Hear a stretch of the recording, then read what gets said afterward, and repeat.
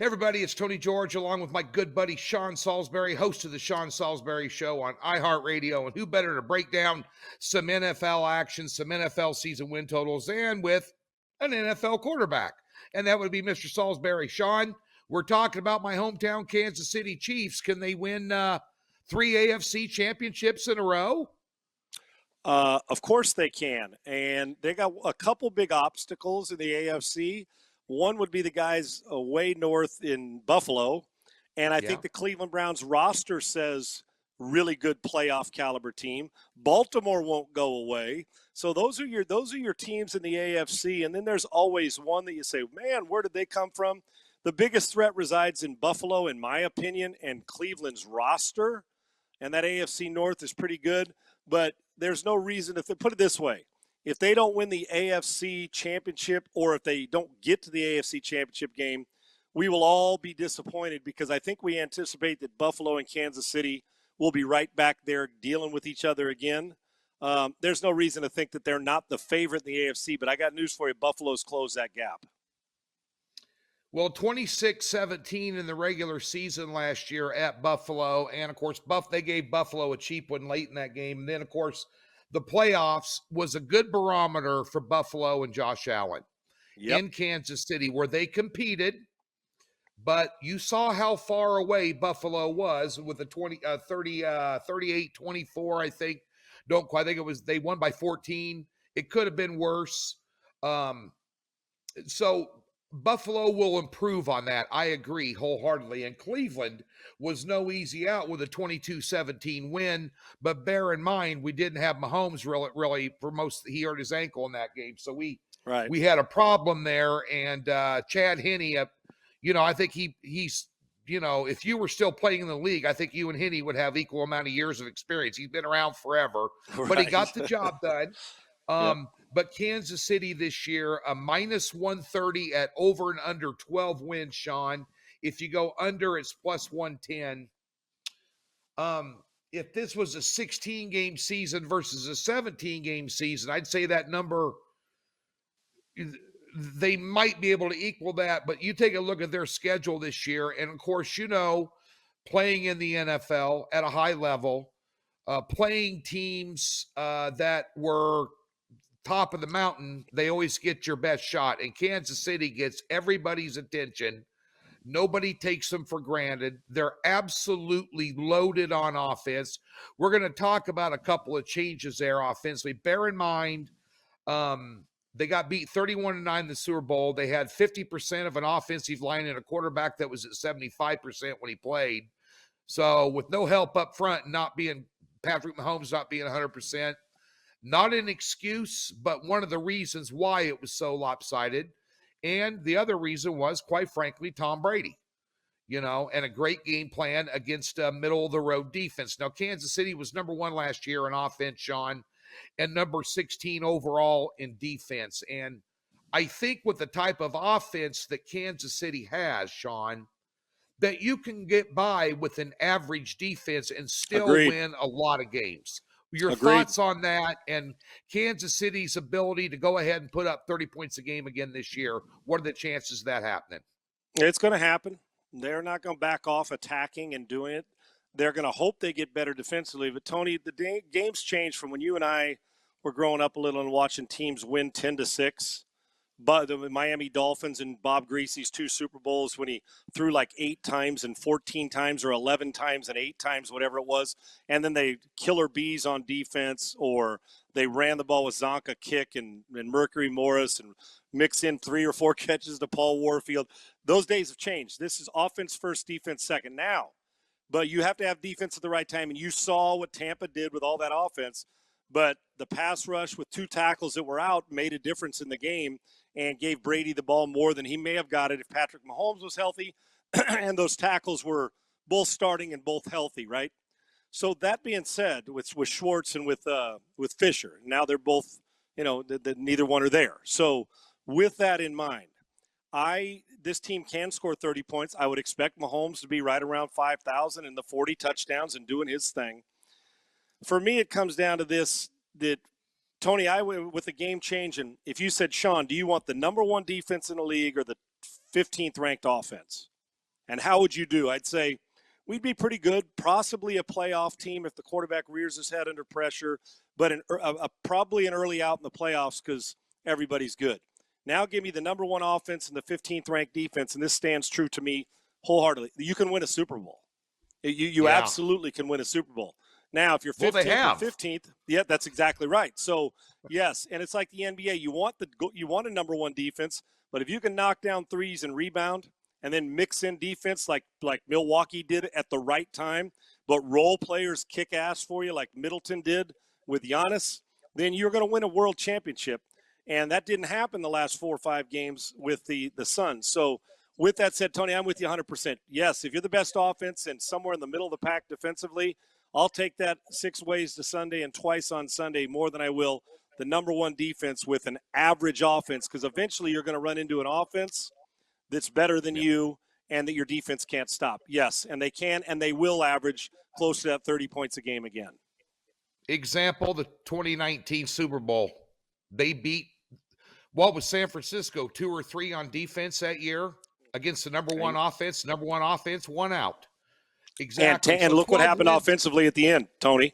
Garoppolo was like 2 for 11 down the stretch, didn't have offense, and he missed some open throws. What happens? Not to just blame him. You go home the runner-up, even though Kansas City's defense was serviceable, not spectacular, the offense overcame a lot of woes, man. Yeah, and bear in mind that year 2019, Spagnuolo in the postseason had the number one defense of any team. Kansas City showed up on defense, and they got a good defensive coordinator. I think they'll expand on 16th place. They're 21st against the rush, so they need to be better at stopping the run, obviously. And the one thing that Kansas City does well, they were 3rd in the NFL last year in third down conversions, mainly because of Travis Kelce. And he's back as good as ever off a career year. I think Kansas City is going to be the team to beat in the AFC. I think there's going to be a lot of chasers that are going to be close. Clyde Edwards-Helaire coming back 100% healthy this year. We didn't get to see a lot of him last year because of the injury, which really hurt them in terms of balancing their attack. But at the end of the day, you look at their schedule here. They open up against Cleveland. Then they got to travel to Baltimore. Then they got the Chargers, who are going to be better with Herbert at quarterback. Philly, Buffalo. And Buffalo's going to have their ears pinned back for that one. They get them in Kansas City, however, but that doesn't make a difference. And at an improved Washington team, I think it's going to give some people some problems, Sean. And at Tennessee, which is probably the best team in that division, the way that Tannehill's playing and Henry and some of the guys that they've brought in, I think Tennessee's a team you can't go to sleep on. So let me ask you a question, Sean, and I'll ask you for over and under on the 12 wins. I want that prediction from you. And the other thing I want from you is, who is the team in the AFC West that is most likely to contend with Kansas City? Is it your Raiders? It's a hell of a point. Let me start there with that, Tony. I look at the AFC West and I say, okay, let's go down. We got Kansas City, which is clearly the best team in the division. Then we got Denver, the Raiders, and the Chargers, correct? Those 3 teams. Listen, I personally, while the Raiders, there's a lot of dysfunction. What a shock, right? With my Raiders, the front office guys, 3 or 4 of them this offseason gone. John Gruden, I think even though Carr had a good season last year, people still are waiting for can he win in December or January in inclement weather when he's getting his ass kicked. I think they answer, and I'm a Carr fan, but John Gruden gets a little bit, flirtatious with other quarterbacks, falls in love with others. So it's important for Carr, and Carr's a good player. Good enough. He's good enough. The defense has got to show me more, Tony. I know you can go through drafts and all that. I got to see that crap on a Sunday on a consistent basis, or they're going to get jobbed, because look at the quarterbacks for 2 of the teams outside of Carr. Herbert will throw a party on you because he's mobile and can throw. We already know what Mahomes is about, so you better find a way to knock those 2 cats in the mouth or you're in trouble. Now, we'll see what comes out of Denver. Denver's roster, Tony, is if you took Carr and put him on there, or you took Herbert and stuck him on Denver's roster, you'd say, damn, that is the second-place team. I think it's going to be a battle. I think a lot of them will hang around. I don't trust the Denver quarterback situation because it's not spectacular. Teddy Bridgewater will be fine, or Drew Lock, but it's not good enough for me to say that's the second-best team. The roster is, and they'll get after you defensively. If you get over your head quarterback play, maybe. I think on paper for me and Herbert, if he continues this, they may be the second best team in the division because I think he's the second best quarterback in the division right now. Now, Carr Yeah. is accurate and has it. So, Tony, I'm going to say right now that I lean towards the chart. Now, if you told me Watson got traded to Denver and could play this year, it's a no-brainer who the second team is in my mind. Yeah. But he's not going to Denver right now because they're not going to offer the value that Texans want. So with that, they're going to have to play efficient offensively but play great defense. I'm going to go with the Chargers. And that pains me because I want to be a homer and go with the Raiders. But Chargers, good roster. And if they elevate again with Herbert and he plays like he did last year, they're not only going to finish in second, you're staring at a team that could be a wild card team in the playoffs. I looked at Kansas City and I said, what team could they possibly split with? And I wouldn't have said the Raiders last year, and they did. But the team I think that they're going to split with this year and going to have problems with, and they always kind of have problems with them, although they beat the hell out of them when Rivers was there. But I think Chargers would be the team they might split against, just because they can trade punches on the scoreboard with Kansas City. That quarterback is that good. If you don't think Herbert's that good, you're not watching the same game that you and I are watching. And by the way, Sean's opinion on that is a lot more credible than mine because Sean played the position in the NFL. So, Sean, do they get to 12 wins? Over or under on that one? Over is minus 130. Under is plus 110. I don't want to be the guy that's the constant over glass always full guy. If it was 16 games, like you said, you hit it right when you were introducing this thing. 16 games, I'd say on the number. If the Carr can play out of his mind in a game or Denver plays some defense, maybe 11 wins for them, 11-5. But this is a team that consistently wants to stay at home, and I get it. They know Buffalo and Cleveland. They don't want to go on the road. Who does? Kansas City fans, 77,000. It's important. So let's say they're close, and it comes down to the last game of the season, and the winner gets home field advantage. You know Mahomes and those guys are playing, even in a 17-game schedule. But in a 17-game schedule, Tony, 12-5 doesn't sound like the Chiefs to me. 13-4 does. I'm going to take the over. Yeah, in a 17-game schedule. And by the way, you were talking about coming down the end of the season. Their final two games are Cincinnati and Denver. Bingo. So and they might be playing they might be on the line. Yeah, home field advantage on the line. So they're not gonna take their foot off the gas. Andy Reid never takes his foot off the gas anyway. And let's not forget about the coaching for Kansas City. Spagnuolo, Andy Reid, Eric Bieniemy, very good, consistent, solid coaching. Nothing has changed. I'm with you. I think they get to 13 wins this year. I'm going to lay the 130. As a matter of fact, I already have.